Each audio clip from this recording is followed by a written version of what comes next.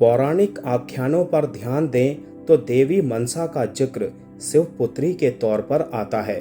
बिहार के मैथिल क्षेत्र, भागलपुर, मधुबनी आदि इलाकों में सावन महीने के दौरान देवी मनसा की पूजा होती है और बंगाल से लेकर बिहार और आसाम तक देवी मनसा की कथाएं प्रचलित हैं।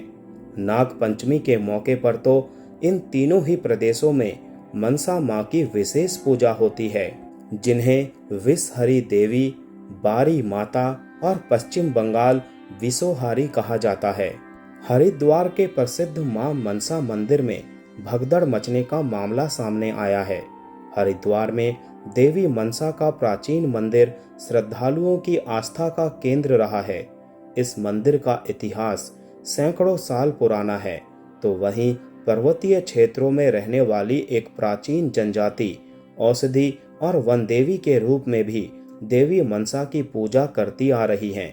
दरअसल आयुर्वेद में विष को भी औषधि माना जाता है और मान्यता है कि देवी मनसा सभी विष और सभी प्रकार की औषधियों की संरक्षक देवी है।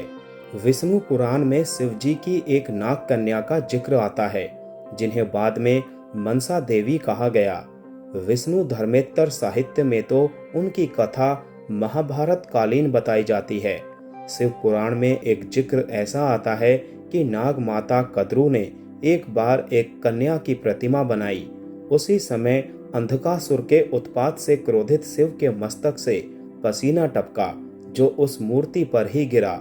मूर्ति साकार हो उठी और एक कन्या नवजात की तरह रोने लगी।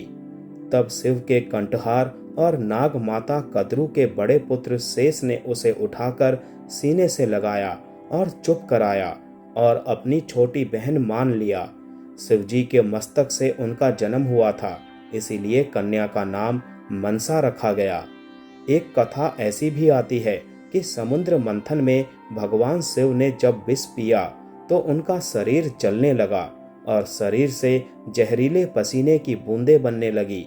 इन बूंदों को नाग पत्नियों ने ग्रहण किया और इससे एक पुत्री का जन्म हुआ। इसी कन्या रूप ने शिवजी के विष के असर को कम किया और वो विषहरी कहलाई।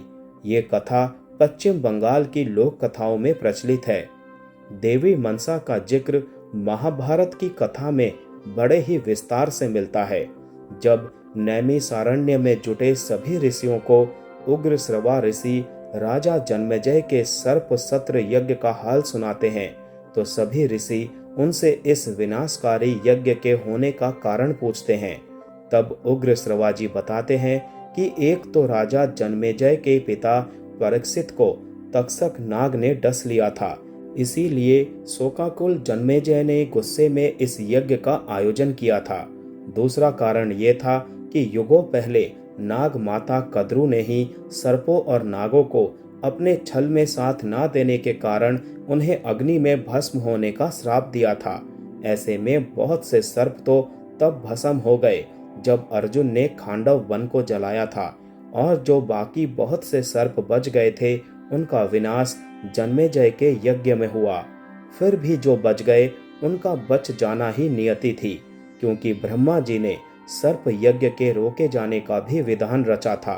शेषनाग की बहन मनसा, जिनका नाम जरथकारु था, उनका विवाह उनके ही नाम वाले ऋषि से हुआ और उनका ही पुत्र आस्तिक इस यज्ञ को रोके जाने का कारण बना। शिव पुराण और विष्णु पुराण व महाभारत में भी देवी मनसा का नाम जरथकारु आता है। पश्चिम बंगाल के लोकमानस काव्य मनसा मंगल में देवी मनसा की कथा अपनी पूजा कराने को लेकर होती है, जिसमें वो चांद सौदागर नाम के एक व्यापारी को कहती है कि वो शिव के साथ उनकी भी पूजा करे। चांद सौदागर इससे इनकार कर देता है और कहता है कि उसकी आस्था सिर्फ शिवजी में ही है। खुद को जबरन देवी का अधिकारी दिलाने के लिए मनसा माता उसके पुत्रों को विवाह की पहली ही रात में सुहाग सेज पर काट लेती है। इस तरह चांद सौदागर के 6 पुत्र मारे जाते हैं। अब वो 7वें छोटे पुत्र बाला लखिंदर का विवाह एक सती नारी बिहुला से करवाता है। इसके साथ ही वो अपने बेटे बहू के लिए ऐसे लोहे के कमरे का निर्माण कराता है जिसमें एक भी छेद ना हो। मनसा देवी सर्प के रूप में लोहार के पास जाती है और कमरे में एक छेद करवा देती है और फिर सुहाग रात को ही बाला लखेंद्र को काट खाती है और उसकी मौत हो जाती है। अब सती बिहुला की परीक्षा शुरू होती है। वो पति का शव केले के पत्तों और तनों से बनी नाव पर रखवाती है और खुद भी उस पर बैठ जाती है। नदी में बहते बहते शव सूख जाता है और कंकाल बन जाता है। बिहुला उस कंकाल को अपने सीने पर बांधे हुए स्वर्ग पहुंचती है और देवताओं समेत शिव जी को प्रसन्न कर लेती है। तब शिव जी मनसा को समझाते हैं कि पूजा किसी से कहकर नहीं कराई जा सकती है। पहले अपने भीतर भक्ति का भाव पैदा करना होता है, फिर तो भक्त खुद ही बन जाते हैं। देवी मनसा को ये बात समझ आ जाती है। शिव कृपा से वो बाला लखेंद्र के प्राण लौटा देती हैं। शिव जी उसे फिर से नई काया देते हैं और सतायु करके बिहुला व उसके पति को धरती पर भेज देते हैं। शिव जी के कहने पर चांद सौदागर देवी मनसा की पूजा बाएं हाथ से करता है और इससे मनसा माता प्रसन्न होती हैं। तब शिव जी उन्हें देव तुल्य होने का वरदान देते हैं और जन कल्याण के लिए प्रेरित करते हैं। इस तरह देवी मनसा सभी विष को हरने वाली देवी बन जाती हैं।